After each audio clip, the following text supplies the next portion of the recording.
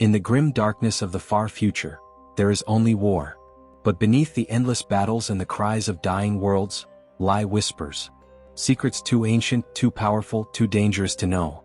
Today we strip back the veil, not to uncover heroes or victories, but the unanswered questions that terrify even the most powerful forces in the galaxy.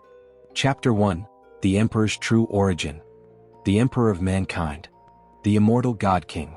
Father of the Primarchs. But who or what is he really? Most imperial dogma claims he was born in ancient Terra around 800 BC, a product of thousands of powerful human shamans sacrificing their souls to reincarnate as one entity, a perpetual being designed to shepherd humanity through time. But there are hints of a far deeper mystery.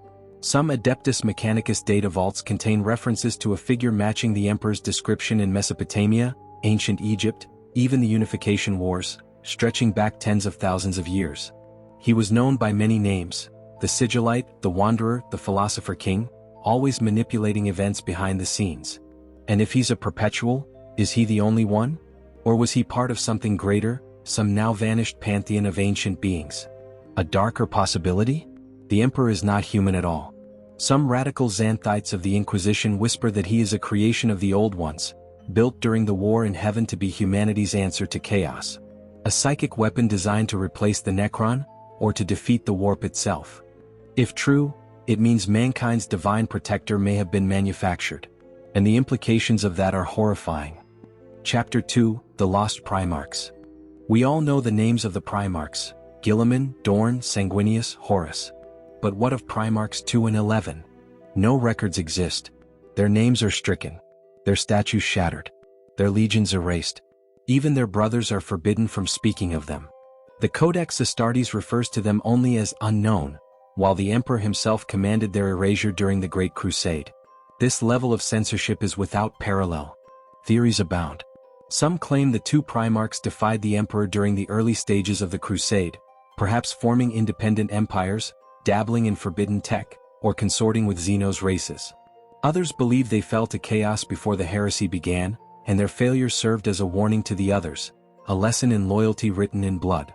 But perhaps the most chilling possibility is that these Primarchs uncovered something fundamental, a flaw in the Emperor's plan. Something so dangerous, so true, that their very existence had to be erased to protect the lie that holds the Imperium together. Chapter 3: The Vaults of the Sorcerer. Magnus the Red, demon Primarch of the Thousand Suns, rules from the planet of the Sorcerers, a world suspended in the immaterium, ever-changing, ever-warped. But hidden beneath his crystalline towers and labyrinthine cathedrals lie the Vaults of the Sorcerer.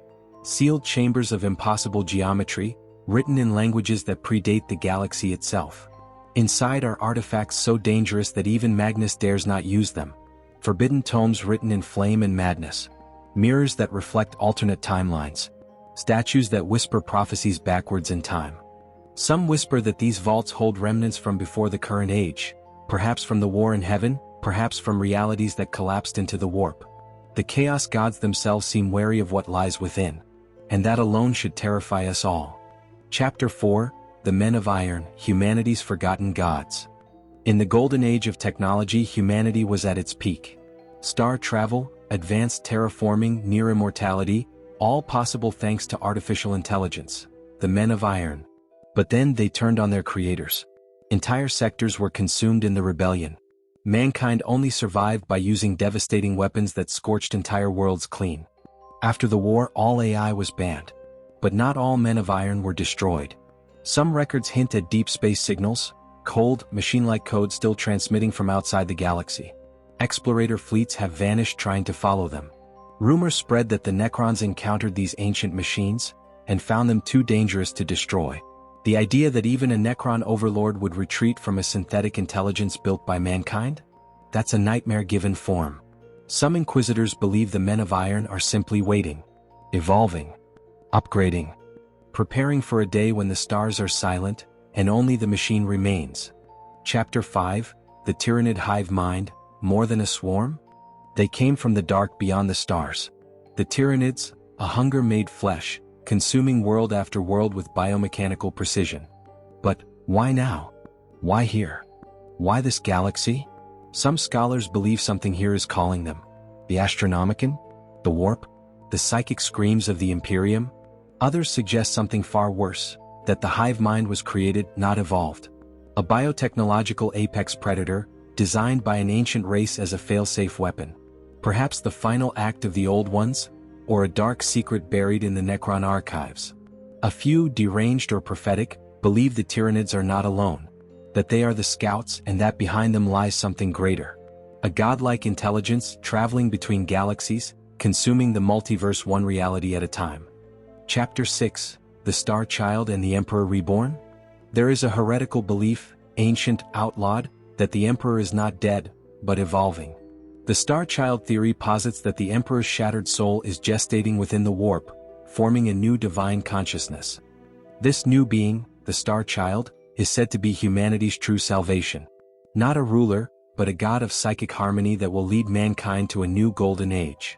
Believers in this doctrine have been hunted, tortured, erased.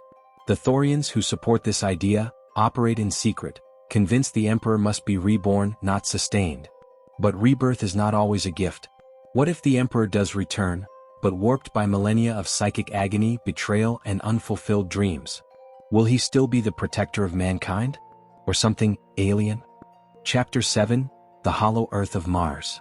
Mars, home of the Adeptus Mechanicus. A red world of prayers, forges, and iron faith. But beneath its surface lies something ancient, forgotten even by the tech priests who rule it. In the forbidden Noctis Labyrinthus, a region off-limits to even the Fabricator General, slumbers the Dragon of Mars. A being some claim is a Katon, a star god from the war in heaven, shattered and enslaved by the Necrons, but somehow still alive. The Mechanicus worships this being, though most don't realize it. They call it the Omnisia, the machine god. They don't just revere it, they feed it. If the dragon ever wakes, it may turn Mars into a second Necron tomb world. And the Adeptus Mechanicus? They would follow without hesitation. Chapter 8, The Silent King's Secret Plan. Zarek, the Silent King, last ruler of the Necron, has returned from the intergalactic void. But he didn't come back to conquer. He came to warn us. He saw what's out there. What lies beyond the edges of the galaxy. Not Tyranids. Not chaos. Something worse. Something that consumes both real space and the warp. A force that annihilates entire dimensions, an entropic extinction that renders gods and galaxies equally meaningless. Zareka's real plan is not just to reunite the Necron dynasties. It's to prepare the galaxy. To make it quiet. Silent. Lifeless, because a galaxy without life is a galaxy that won't be noticed. He's not here to win. He's here to hide. Chapter 9, The Chaos Gods Are Not Alone.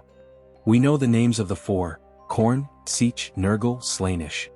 But what if I told you, there are others? Some ancient tomes recovered by the Ordo Malleus speak of Malice, or Malol, the renegade god. A being of paradox and self-destruction, worshipped only by those who seek to destroy the warp itself. There are mentions of Ennead, the Eldar god of the dead, forming in secret within the infinity circuits. A warp-born being not of chaos, but of order through death. And what if the warp is merely one layer? What if these gods are merely local entities limited to our galaxy, while out there, in other universes, other dimensions, greater beings war for realities we've never imagined? The warp is infinite. The chaos gods are powerful, but they may not be the apex predators they pretend to be. The Imperium survives not through strength, but silence. Through faith and fear. Every mystery we've uncovered, every forbidden truth, it's not lost. It's buried. Buried beneath propaganda. Buried beneath censorship. Buried beneath 10,000 years of deliberate amnesia. The Emperor's origin. The Lost Primarchs. The Vaults. The Hive Mind. The Dragon of Mars. The Silent King. Even the Chaos Gods themselves, all part of a puzzle no one dares complete. Why? Because in the 41st Millennium the greatest heresy is not treason. It's knowledge. You've looked too far now. And the galaxy is looking back. If you want more, if you crave the unspeakable truths that make inquisitors burn books and purge worlds, then subscribe to 40K Lore English. Because here, we don't tell stories. We reveal them. And remember, in the grim darkness of the far future, ignorance isn't just bliss, it's the only way to stay alive.